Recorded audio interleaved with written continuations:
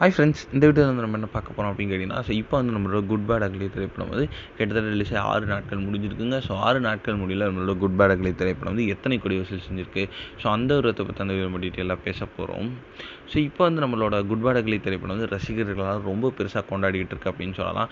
இந்த ஒரு விஷயம் தான் வந்து ஃபேன்ஸ் மத்தியில் ரொம்ப ட்ரெண்டிங்காக போயிட்டுருக்கு. அண்ட் இந்த ஒரு திரைப்படத்துக்கான ரசிகர்கள் டெய்லியும் வந்து தேட்டரில் வந்து அதிகரிச்சுக்கிட்டே இருக்காங்க அப்படின்னு சொல்லலாம். இந்த திரைப்படத்தை வந்து ஒரு ஓஜி ஃபேன் பாயான ஆதிக் ரவிச்சந்திரன் தான் வந்து இயக்கியிருந்தாங்க. இந்த திரைப்படத்தில் வந்து தலாஜித்தோட ரோல் வந்து செம்ம மாசாக காமிச்சிட்டாங்க அப்படின்னு கண்டிப்பாக சொல்லியாகணும். இந்த திரைப்படத்துக்கான அந்த ரசிகர்கள் அனைத்துமே வந்து இந்த ஒரு திரைப்படத்தை வந்து ரசிகர்கள் கொண்டாடிட்டு இருக்காங்க அப்படின்னு கண்டிப்பாக சொல்லியாகலாம். இன்னும் வந்து இந்த திரைப்படத்தில் நிறைய ஒரு கேமியோ ரோல்ஸ், நிறைய ஆக்ஷன் சீக்வன்ஸ், இந்த மாதிரி வந்து நிறைய விஷயங்கள் வந்து தலாஜித் ஃபேன்ஸுக்கு ஏற்ற மாதிரியே வந்து நம்மளோட ஆதிக் ரவிச்சந்திரன் வந்து கொடுத்துருந்தாங்க. ஏனில் வந்து இப்போ கிட்டத்தட்ட அப்டேட் பிரகாரம் வந்து நம்மளோட குட் பேட் அக்லி திரைப்படம் வந்து 6 நாட்கள் முடிவில் கிட்டத்தட்ட வந்து 220 கோடி கிட்ட வந்து கலெக்ட் பண்ணியிருக்கு அப்படின்னு வந்து இப்போ தான் அஃபிஷியலாக நியூஸ் வந்துருக்குங்க.